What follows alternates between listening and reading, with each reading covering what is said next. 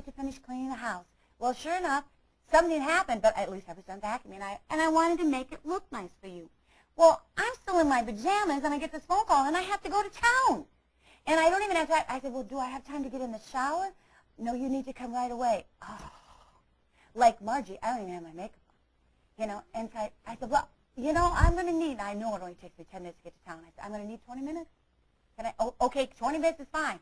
Man, that's the quickest I've ever put mascara on, and I put sweatpants on. I never go to town in sweatpants. I just put my sweatpants and my sweatshirt over my pajamas and got in the car, and I had flip-flops on in the house. I didn't even have shoes on. I walk outside. I mean, this is winter. And I walk outside with my flip-flops and sweats, and I jump in the car, and I'm going to town and thinking, putting the rest of my makeup on in my mirror. Praise God. Yes, I'm driving, Nathan. Don't do that. Don't let Margie do that, Nathan. Yeah. And I get to town, and all of a sudden, see, I'm starting to get offended. I'm starting to get irritated because, again, I'm having all these pop-up menus coming. Now you're going to town in your sweats. You're going to have to go and see somebody. They're going to see you like this. Was like, shut up. Just shut up. I got through that. I got all the way home. My day was very crammed today. And so I was still excited to see Lane. And when Lane got home, because I've missed you. I have missed you. And I was so excited to see you. And I had to get all my stuff in the house. And you were getting all your stuff in the house and all this. And do you know what? These thoughts, Lane was in the way.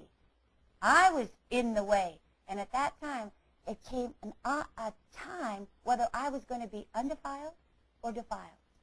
Because all of a sudden, I could see that Lane was busy too, and I still had all these things to do and stuff, and I could just see that he was saying, well, we got to do this, and we got to, and I was just like, instant. I hadn't seen him now for 3 days. Instantly, I was mad. But I wasn't mad at Lane. I was mad at Lane, but I wasn't mad at Lane. See, what was I really mad at?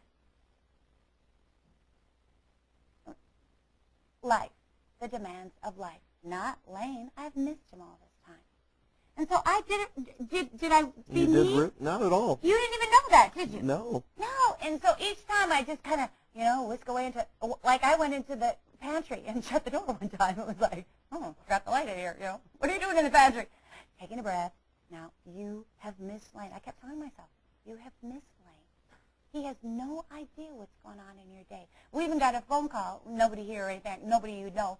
And it came in, and I'm thinking, oh, I knew this was going to be a long phone call. I said, well, here, you take this. And Lane says, I don't want to take this. And I'm thinking, I have been taking phone calls all week. I thought that. I thought, you take this now. You're here. You take all this pressure. But I didn't say that. No, because I knew the phone call was going to take me 15 minutes, and we had 5 minutes to get out the door. That's right. That's a selection. So submitting yourselves one to another in the fear of the Lord means is that you submit, you lay down our agenda for the purpose of this relationship. Mm-hmm. And so why chew on Lane? He has no idea. Why would he want to chew on me? I have no idea. Why would we want to chew on our friend? Why would we want to chew on our people at work? See, it's learning on to be able to control ourselves, to control our flesh, and develop patterns to where it doesn't go away. It's not like just because we're Christians we don't think this. We have the opportunity to not think this way. Of course we think this way. But what we do with it makes all the difference in the world. How do we navigate in a bump in our lives where nobody else knows even what's going on? How do I navigate through my emotions? How does Lane navigate through his emotions for the benefit of somebody else?